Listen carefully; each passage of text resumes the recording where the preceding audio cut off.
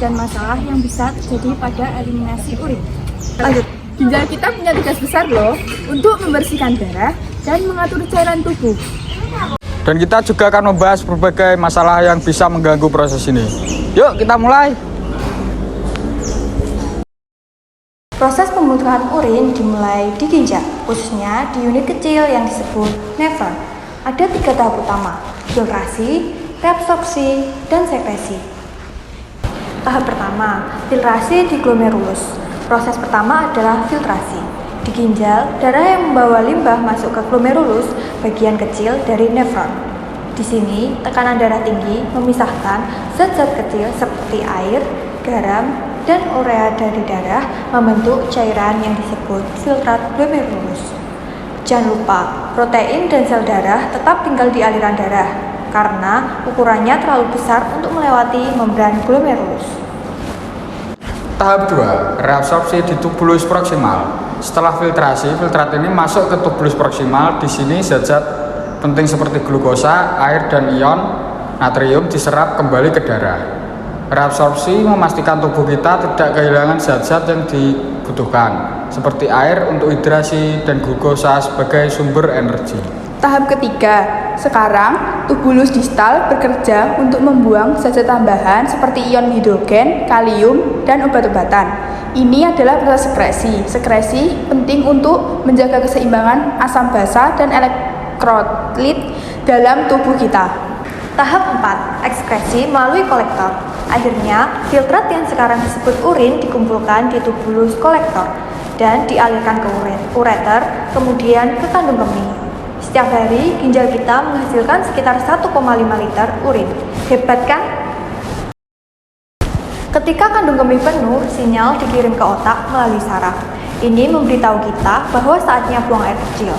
Otot kandung kemih yang disebut detrusor berkontraksi, sementara sphincter uretra mengendur, memungkinkan urin keluar. Proses ini disebut miksi atau buang air kecil, yang penting untuk mengeluarkan limbah dari tubuh. Namun, ada beberapa masalah yang bisa mengganggu proses eliminasi urin. Yuk kita bahas satu persatu. Masalah pertama, infeksi saluran kemih atau urinary tract infection.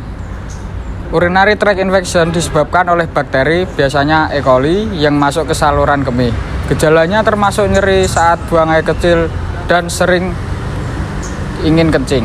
Masalah yang kedua yaitu batu ginjal. Batu ginjal terbentuk dari pengedapan mineral seperti kalsium atau asam urat di ginjal. Ini menyebabkan nyeri hebat dan bahkan menyumbat ureter.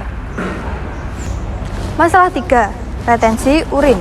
Retensi urin terjadi ketika kandung kemih tidak bisa sepenuhnya dikosongkan, biasanya karena obstruksi atau gangguan saraf.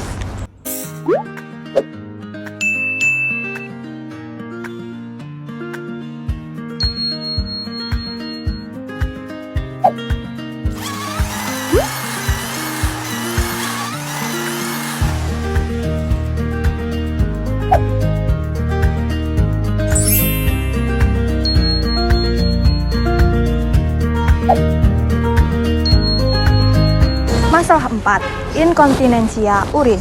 Inkontinensia urin adalah ketidakmampuan untuk mengontrol buang air kecil.